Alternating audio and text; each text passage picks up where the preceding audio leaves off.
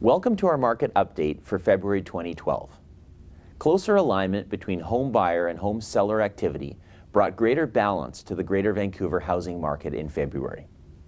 Residential property sales totaled just over 2,500 units in February. It is the third lowest total for February since 2002, though it's just 151 sales below the 10-year average.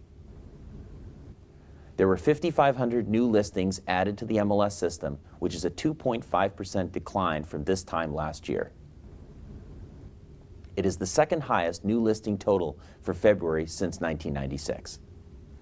The total number of active listings on the Greater Vancouver MLS rose to just over 14,000, which is 17% higher than this time last year.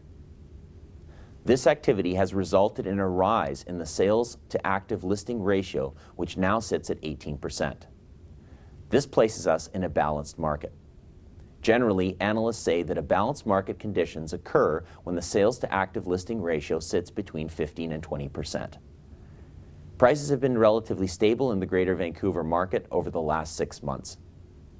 The MLS HPI benchmark price for all residential properties in Greater Vancouver currently sits at $670,000, which is up more than 5% compared to February 2011.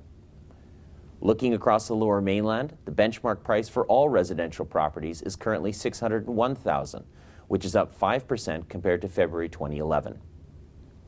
Pricing can vary considerably depending on the neighborhood and property type, so it's important to do your homework and consult your local realtor.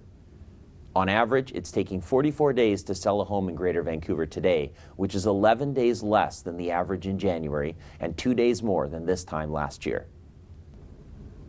For further housing market information, go to the News and Statistics section of this website and check back next month for our next housing market update.